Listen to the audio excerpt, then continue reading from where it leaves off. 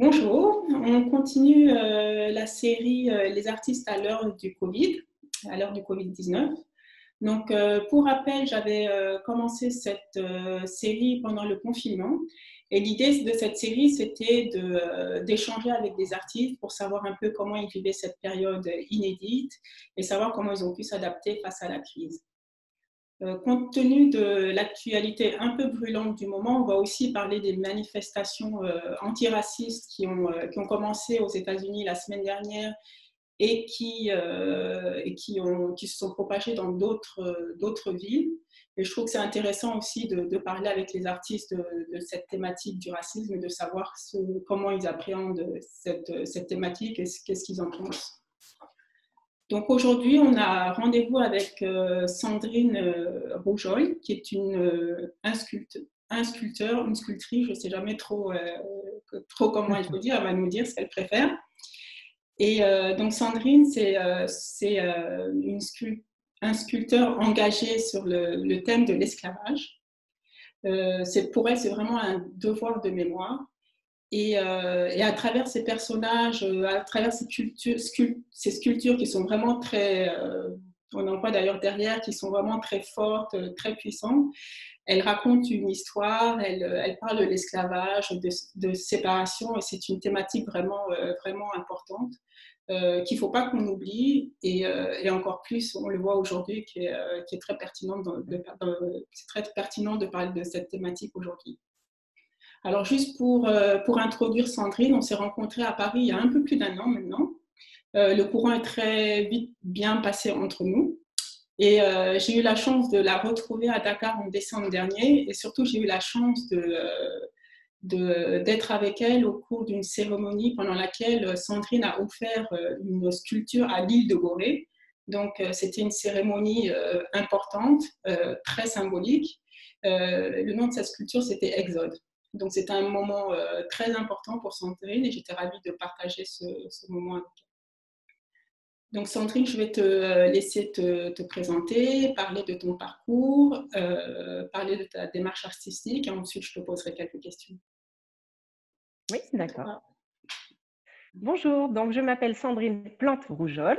Je suis sculpteur. Voilà, moi j'aime le masculin de ce métier, bien que je suis une femme et évidemment beaucoup revendiquent le féminin dans les métiers et moi pas forcément. En tout cas, je suis auréole, donc d'une maman auvergnate, donc centre de la France, et d'un papa de l'île de la Réunion. Descendante d'esclaves du côté du Mozambique et Tanzanie, et j'ai choisi, pour rendre au départ hommage à mes ancêtres, de raconter l'esclavage. Donc, comme je suis sculpteur, la meilleure façon pour moi de le raconter, ce n'était pas de descendre dans la rue avec une pancarte, toute seule. Je pense qu'il n'y aurait pas eu beaucoup de répercussions, mais par contre de le raconter à travers des personnages qui sont toujours au moins grandeur nature ou plus grands, pour avoir la sensation de pouvoir échanger avec un autre humain. Je travaille avec mes rêves. En fait, c'est un peu étrange comme démarche, mais dans les rêves apparaissent des personnages dans plusieurs endroits d'Afrique, dans des îles, des plantations, au fond des mers, etc.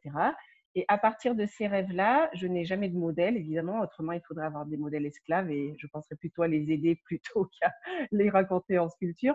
À travers ces rêves et ces personnages, je les réalise et ils sont présentés très souvent dans des semaines de mémoire ou des lieux de mémoire. Maintenant, j'en ai dans plusieurs lieux, comme le musée Villèle à l'île de la Réunion. Donc pour moi, évidemment, c'était hyper important vu mes origines. J'en ai une quinzaine à la Martinique, à la Savane des Esclaves. J'en ai une qui a été achetée par la ville de Bordeaux, et ça, c'était très courageux pour mettre dans les jardins de la mairie, alors que c'est une pièce assez forte. J'en ai déposé une à Gorée et effectivement, Dafa était avec moi dans mes délégations officielles, donc c'était un grand bonheur.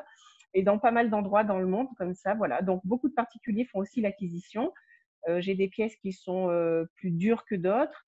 Comme je suis un artiste contemporain, j'utilise des vraies chaînes de vache, c'est-à-dire les vraies chaînes qui étaient utilisées malheureusement sur nos ancêtres, etc. J'essaie d'être le plus juste possible dans l'histoire, de ne pas faire d'anachronisme, et à travers cette… Enfin, c'est un peu compliqué parce que je veux leur rendre hommage et souvent on me dit tu leur rends hommage par rapport à la douleur. En fait, ce que je veux, c'est qu'on n'oublie pas ce qu'ils ont traversé. Quand on voit ce qui se passe actuellement dans le monde, Et je n'ai pas besoin de vous faire un dessin, puisque là encore, on vient de voir une vidéo absolument abominable qui nous a arraché les tripes. Mais quand on voit tout ce qui se passe encore dans le monde et l'esclavage actuel qui est de plus de 30 millions d'humains de tous âges, c'est vrai que je ne peux pas fermer les yeux. Donc moi, voilà, j'ai choisi de raconter cette période-là pour qu'on ne les oublie pas, pour que les jeunes générations aussi puissent découvrir ce qui s'est passé. Parce que moi, dans ma famille, par exemple, c'était un peu une honte d'être descendant d'esclaves, donc personne n'en parlait. Et quand je l'ai découvert, je me suis dit que c'était essentiel de raconter. Voilà. Donc mon but, c'est simplement de raconter et d'être fidèle et voilà, d'être le plus proche de nos ancêtres possible. D'accord. Ben, merci, c'est très clair. Alors, je voulais savoir, si on parle du Covid-19 et du confinement, Oui, je voulais savoir oui. comment, où est-ce que tu étais quand on a appris qu'on allait être confiné, et puis comment tu as pris cette nouvelle? Est-ce que ça t'a stressé, paniqué? Comment tu as réagi? Alors en fait, j'ai été confinée seule, donc ça, je l'ai très très mal vécu. Euh, mais du coup, cette angoisse-là, j'ai choisi de la retranscrire et de l'utiliser dans ma création.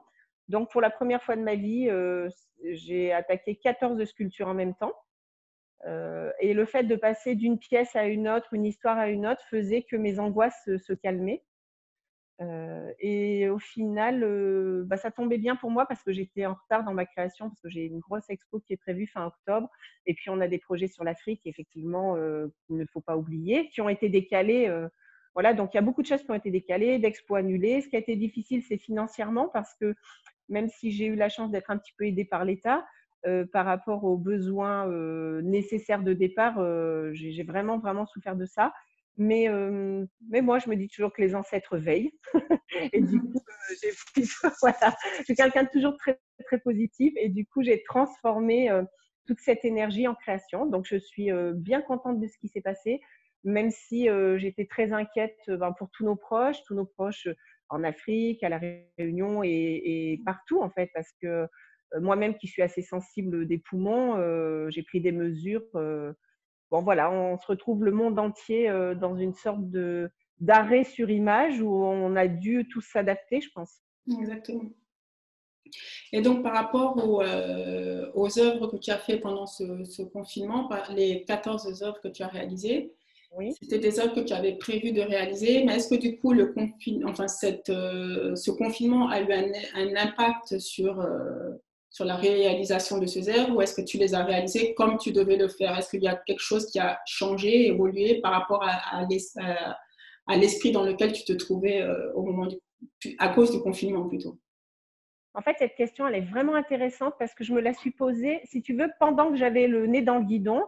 J'avançais et je n'avais aucun recul parce que je venais travailler tous les jours des heures et des heures et des heures pour compenser ce mal-être. Et maintenant que j'ai pris du recul, j'ai analysé les pièces.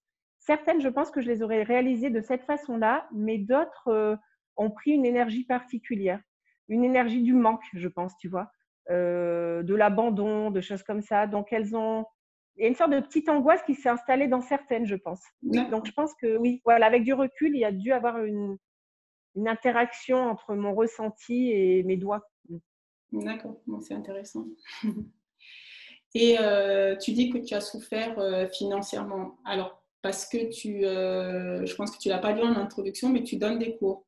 Tu as un atelier dans lequel tu donnes Alors, des cours. voilà, je donne quelques cours par mois, donc mon atelier a été fermé, mais pas seulement à ce niveau-là, c'est-à-dire qu'au niveau des ventes, tout a été glacé, toutes les expos ont été Oui, bien annulées. sûr. Là, j'ai plusieurs pièces qui doivent partir aux États-Unis, on a dû tout décaler. Il y a beaucoup de choses voilà, qui sont mises à l'arrêt. Donc, on imaginait avoir. Moi, je suis quand même un atelier qui vend bien et qui tourne bien en général, donc, mais avec aussi de grosses dépenses qui vont derrière. Et là, c'était vraiment compliqué. Bon, après, j'ai tenu le choc hein, parce que je ne me voyais pas couler. Ça fait longtemps que mon entreprise existe et je me serais battue jusqu'au bout pour ça. Mais il y en a malheureusement des petits ateliers qui vont fermer, enfin, qui ne vont pas pouvoir survivre à cette crise. Et en plus, on ne sait pas vraiment comment elle va évoluer. Et est-ce que comme d'autres artistes, tu as pensé à d'autres alternatives, c'est-à-dire que, je ne sais pas, faire des visites sur rendez-vous. Alors, bon, depuis le 11 juin, puisque vous êtes en déconfinement en France depuis le 11 juin, ou faire des choses en ligne où ce n'était pas possible, trop compliqué, ou tu n'avais pas envie. En fait, ce qui s'est passé, c'est que quand j'ai pris le rythme à la création tout le temps, parce qu'en fait, j'ai 2 jours de cours par semaine. Et là, je ne les avais plus et j'ai vraiment apprécié n'être que dans la création. Tu vois, donc il y a eu un moment où j'ai plus cherché à faire autre chose que ça parce que je me disais que forcément, ça aurait sa répercussion plus tard. Et là, par contre, depuis qu'on est déconfiné, j'ai réouvert mon atelier 2 jours par semaine. Donc, mes élèves attendaient avec grande impatience, inutile de le dire. Mais moi, j'ai aimé ce rythme, en fait. Il était un peu effréné et assez épuisant, mais c'était vraiment… En fait, d'ailleurs, c'est là que je vais finir par évoluer, arrêter les cours et ne faire que de la création. Mais en fait, j'ai cette conscience qui est qu'on n'a plus d'école classique en France. Et moi, je sors de formation classique. Donc, le réalisme pur, on ne peut pas facilement l'apprendre dans notre pays, ce qui est vraiment dommage quand on voit tout ce qui a pu être fait par le passé. Donc, aussi, donner des cours, c'est pouvoir transmettre et ma passion, évidemment, mais aussi cette formation qui se perd. Donc, je suis tu vois, sur la balance, là, depuis quelques temps. Ça fait 2-3 ans qu'en fait, je pourrais vivre largement de ma création, mais que j'ai cette conscience qui dit ne lâche pas tout le monde. Voilà. Mais j'ai adoré ce temps où vraiment il n'y avait que ça qui comptait, quoi. Donc ça, c'était vraiment bien. D'accord. Donc, au final, c'était plutôt une bonne période, même si voilà, tu étais seule, mais au final, tu as quand même reçu. C'est vrai. D'accord. Oui, c'est vrai. Pour le monde en général, non, mais je peux dire que pour ma création, ça a été bien. En fait, ça m'a permis de me rendre compte que vraiment, j'avais envie de faire que ça, quoi. Et qu'il y avait un potentiel, puisque là, tu vois, depuis que ça a réouvert, j'ai à nouveau les clients qui appellent de partout. Donc, je vois que ça ne s'est pas arrêté d'un coup et finalement, on va pas… Enfin, je ne vais peut-être pas en souffrir c'était juste une longtemps. pause, quoi. C'était juste une pause. C'était une pause. Voilà. Et du coup, quels sont les prochains événements de prévus, là? Alors maintenant, un gros salon de sculpteurs qui est à côté de Rennes, à Chantepie, où je suis invitée d'honneur fin octobre, début novembre. Et après, nos futurs projets pour l'Afrique. Il y a une galerie qui va s'ouvrir aussi sur Lyon pour vendre mon travail. C'est un projet qui est en cours, mais qui est en train de vraiment bien avancer.